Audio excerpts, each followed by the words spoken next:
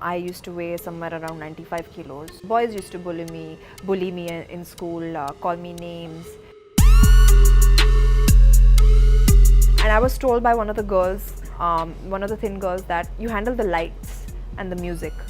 So I said, why? I want to walk the ramp. She's like, no, you're too big to walk the ramp.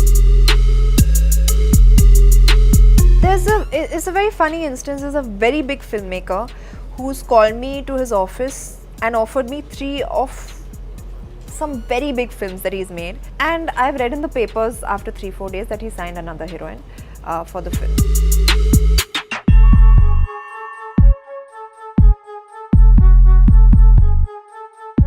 With nepotism debate being the current go-to talking point in the industry, more often than not, we think that star kids, especially actors who belong to the industry, have it easy. But sharing her own untold story today is a star kid who has not had it easy, Sonakshi Sinha. It's so sad, that the only people who talk about nepotism are the ones who have made it without nepotism. If I was somebody who didn't have a parent in the industry and who made it on my own, I would be so proud of that fact, and I would just be talking about that rather than trying to bring other people down. I mean, it's so sad. And honestly, like, whatever field you're in, if tomorrow you're doing well in a certain way, you will do whatever it takes for your kids to succeed and do whatever you can. So I don't know why this conversation keeps coming up. And honestly, there's so many examples I will give you of people who are not connected to the industry in any way, who are the biggest stars in our country. Akshay Kumar, there's John Abraham, there's Deepika Padukone, there's Shah Rukh Khan. Yes, I mean, the list is endless. And there's so many star kids also who have had, the only thing that we get is the first meeting or the first film. Beyond that, what? It's your talent. Are so many star kids if you're not talented, nobody wants to see you on the screen. It's as simple as that. The audience will reject you. So this whole conversation really needs to end. There's two sides to everything, and we are only constantly hearing this one side of nepotism. This word has only become like, I don't know what. This is my opinion, that star kids have a different kind of pressure. It's difficult for people to make it, for outsiders to make it or get the first meeting. But even if the star kids get it, there's an added pressure of matching up to their legacy. Absolutely, you're constantly compared to your parents.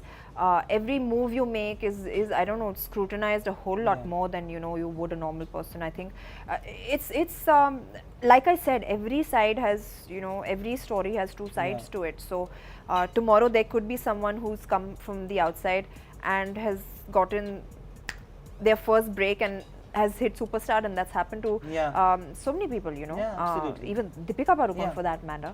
Her first film was a super hit. She was accepted, the audiences loved her, and today she's the biggest star in our country. So Ranveer Singh. Ranveer Singh, yes, of course. I mean, there's so many people. So I really think people should stop, trying to feel bad about something that is not in a star kid's control. We can't choose our parents. If our parents were actors, fine, the interest happens. Some kids, like I never wanted to be an actor. Yeah, you never wanted to become an actor. I never wanted to be an actor. So my father never spoke to anyone for me. I was told samne se that you do this film. Nobody asked me if I wanted to act. So I mean, I'm a big example for that as well. The audience could have rejected me, but they didn't. There are different kinds of struggle that you went through. How much of bullying or fat shaming did you brave in your school and college? Quite a bit. I had my fair share because I was a fat kid. I used to weigh somewhere around 95 kilos. I've always been a big kid, and even though I played so many sports and all, the boys used to bully me in school, call me names. They used to not consider me for any of the main roles in the plays in school. I used to always be the narrator or somewhere on the side, I remember. But honestly, like, I feel so proud right now. Like, for instance, I remember this thing that happened in college. We used to have our annual day. I studied fashion designing. So we used to put our annual day show together, and we had to organize a fashion show. And I always wanted to be a model, like walk on the ramp. I didn't want to be on the sideline. I wanted to walk the ramp.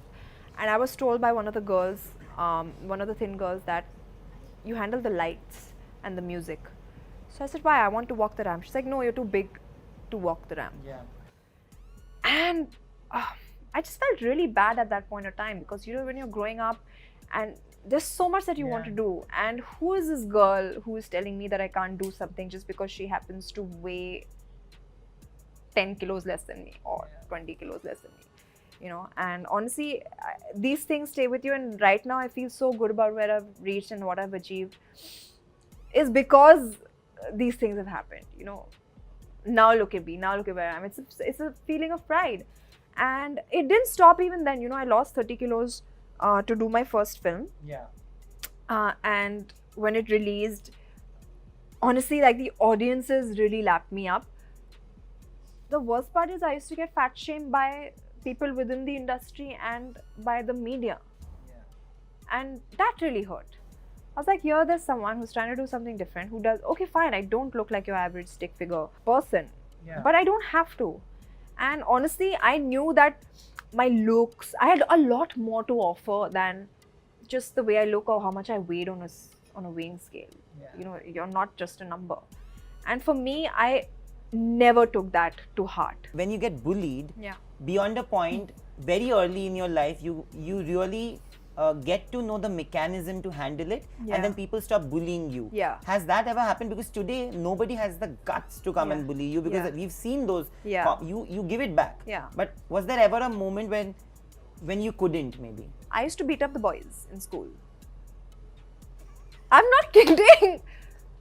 Fab. Yeah. I also done that. Yeah, they used to come and call me names. You know, one chamat right straight on their face. So I used to chase them. I used to pin them down. I used to sit on them. They couldn't breathe. Like I used to get really like physically violent. But I didn't want to take that. You know, yeah. I mean, why would you call me names and do? It's just mean things. And honestly, like I said, I've been a strong person, but a lot of people are not that strong, yeah. and I want people to be strong. I want people to be confident, yeah. about themselves and be comfortable in their own skin and be able to give it back.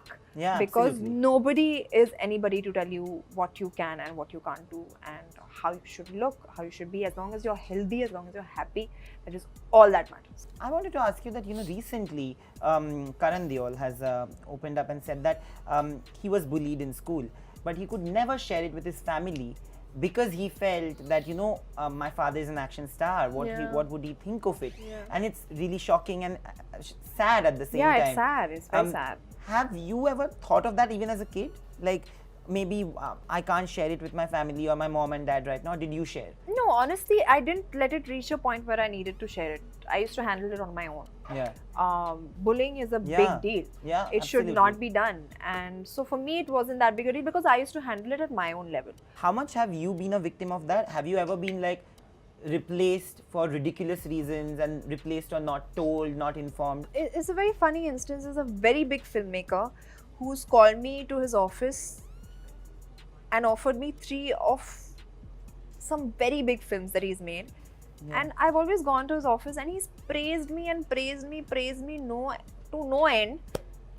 I've had chai with him thrice. And I've read in the papers after 3-4 days that he signed another heroine for the film.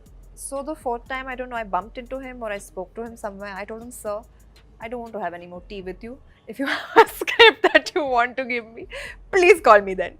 I'm tired of having chai with you. So stuff like that. I mean, it's not nice to do that, yeah. To give someone that kind of hope and then not even tell them personally. Other than that, there was this one instance I was doing this film where we were supposed to start shooting in like 10 days and I heard some chatter from outside about the producers saying that I need to lose weight for the film. But you knew how I weigh, yeah. how much I weigh when you made me sign the film. And if that was your concern, you should have told me at that point of time, yeah, which was some 6 months, which was 6 months back, I would have lost weight. It's not like my co-actor was the fittest. So it was really, it was funny, but eventually it did not, I was a part of that film. So, but things like that stay in your head. Yeah, absolutely. There is rampant sexism in the industry. Yeah, absolutely. For sure. Yeah. Which is why I'm very happy that a film like Nishan Mangal has worked, because it breaks that barrier. Yeah. How much of sexism have you faced? Has that ever happened to you, where they have kind of like really been ridiculous with the remuneration? That happens with every film that is driven by a female protagonist. The budget is either quarter or less than that of a big budget film which has a male superstar or actor. Yeah. it's a sad truth. Yeah, And honestly, it all really depends on the audience. absolutely. Because today, if you're giving that kind of love to, you know, a male star, you can dole out some even for the, you know, girls. Absolutely. It was lovely talking to you about It your really struggles. was. And you know, I always feel as a person that everybody has a story to say, Yeah. and we just don't get Don't to call it my struggle. I don't want No, to it's call not it. your struggle. I'm not a victim. You are not. Yes. Of course you're not. Yeah. I will give you a few names. You have to just tell me one thing that you would like to steal from them. Okay. They're all actors. Okay. Taapsee Pannu. Taapsee Pannu, her curly hair, Okay. Vidya Balan. her talent. Yeah. Akshay Kumar. His agility. Nitya Menon. Nitya Menon, her voice, she sings beautifully. Really? Yeah. Oh. We used to call her Nightingale of Mars mission of Mangalyaan. Kirti Kulhari. Kirti Kulhari, she's so funny. She's very strict. She's got a no-nonsense vibe about her. I think that. But you also have that. But hers is stronger. Salman Khan. Just his attitude, like he's so cool. Katrina Kaif. Katrina, her legs. Yeah, bro, what are those? Fab. Deepika Padukone. Her wardrobe. You love her clothes. I love her clothes. What about Alia Bhatt? The last one. Alia Bhatt. Maybe not the last. Her dimple. Last. Ranveer Singh, your Lutera co-star. His energy. Thank you. It Thank was you. lovely having this conversation with you. Yes. Thank you for this. Thank It was lovely. It was actually fun.